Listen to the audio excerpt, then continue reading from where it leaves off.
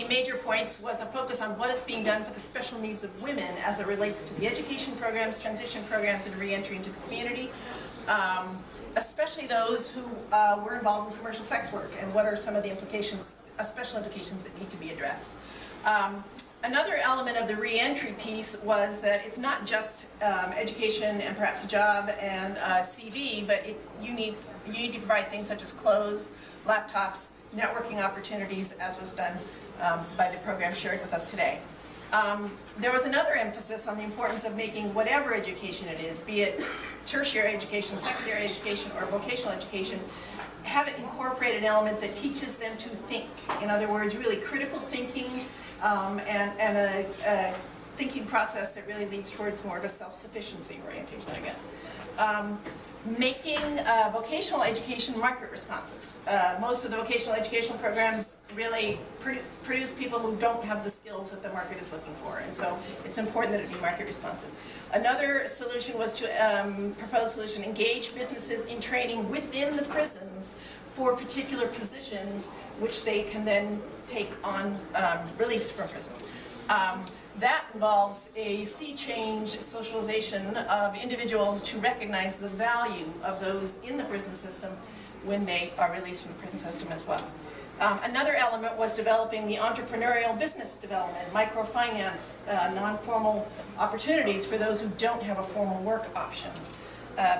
There was an emphasis on other types of education, health, for example, issues around gender relations, relationship building. There was a great deal of discussion about the need for broad systemic change, that the fact that town economies are driven by the prisons within them, that certain companies such as Marriott have vested business interests in servicing the prisons, and that even administrators within the prison system are blocking some of these very constructive programs.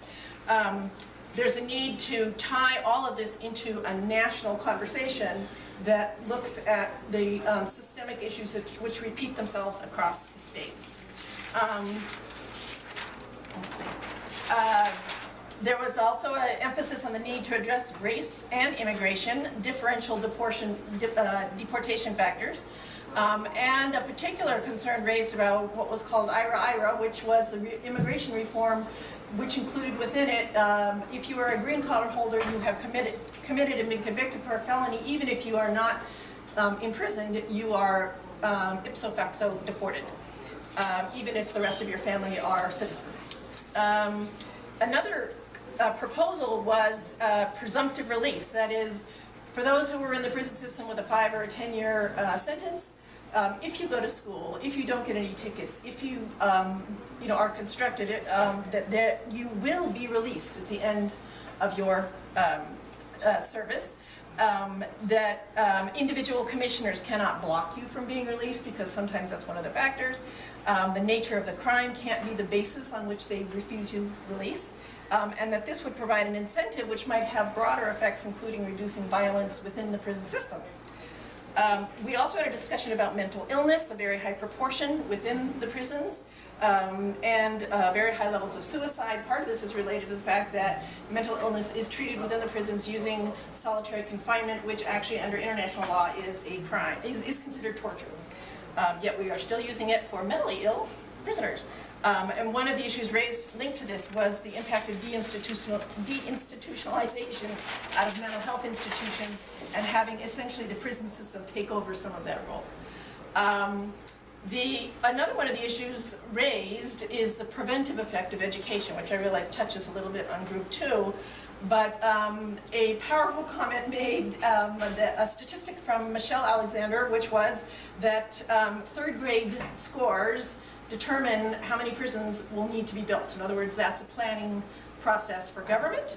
I actually asked the question, what does this mean with respect to the core curriculum, which has been in New York State a major issue with respect to equality and challenge. There was also a discussion around individual conscientious objection, participating or not participating on a grand jury. If by participating on a grand jury, you're actually reinforcing a system which is so discriminatory. And there was much discussion about that and the need to use that choice as a tool for education of those around you, advocacy with actors in your state and national legislatures, and building solidarity amongst others with the same perspective to really foster a normative shift in how people think about our prison system. And I think at the end, a rousing call that we can change our reality. And there was some discussion at the end, why do we have a black president? Because of the voting patterns in that election, which also linked a slightly a concern increasingly in states across the country. Those who have been incarcerated are actually denied their voting rights, which then just compounds that discriminatory effect. So I think that's it. Yes, that's it. Forward a little bit. As you can see from our flip charts, we had quite a discussion on many issues and a lot of frustration expressed because, after all, we're dealing with education and kids and how people grow up. And this was something that was on the hearts and minds of everybody. We felt that the priorities are wrong, and we were struggling with how to shift from prison to education in terms of policy and budget. That was a key issue which was always bubbling in our conversation. So education, prevention, very important. Relation to law enforcement among kids. If you have police cars and metal detectors and prison-colored paints in your high school, what is the attitude and expectation? And if a kid is faced with possible expulsion and goes in there tough, then this leads to consequences that nobody really wanted. So this is a large issue that needs lots of work in various areas. Family, community, there were resources so that schools can act rather than the prison system. Within this, there were concerns about some of the treatment of minors in the justice system. And we felt there was a great need to end the treatment of youth as adults, to putting youth with adults in prison, to putting youth in solitary confinement. And this is a point that has been made in comments by others to the international committee and recommendations made to the U.S., and it needs to be re-emphasized. A key issue was that after sentencing, one should not have the burden of that sentence for the rest of the life, in terms of employment and social relations as well. And this is where actions that have been proposed recently by Senators Cory Booker and Rand Paul for expunging the records of persons who have previously been in prison for various kinds of crimes. The details of those crimes I have yet to determine, is a good thing. And similarly, the efforts recently undertaken or being underway in the New York State to encourage steps towards reintegration of former prisoners is very important to this whole sequence problem.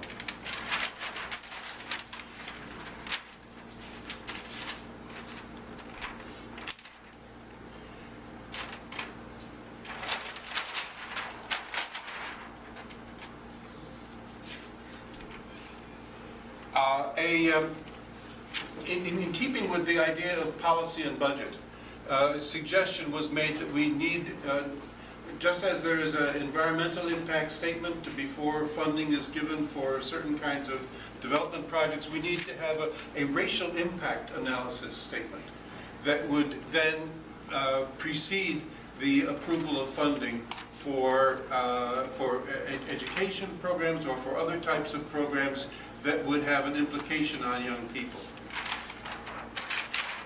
We spoke of the need for teachers in public school to have greater capability to deal with the students that they have, both in terms of subject matter and of conflict resolution, social engagement, and the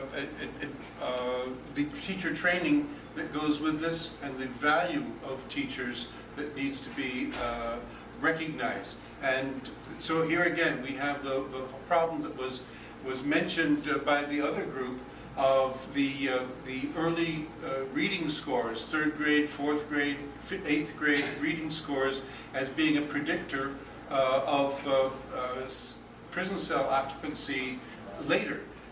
The action that is needed is to improve the education so that the 3rd grade, 4th grade, 8th grade reading scores are improved. So you need less cells. The cells cost more anyway. But you have to get the voters and the policymakers and the budget to fit to that.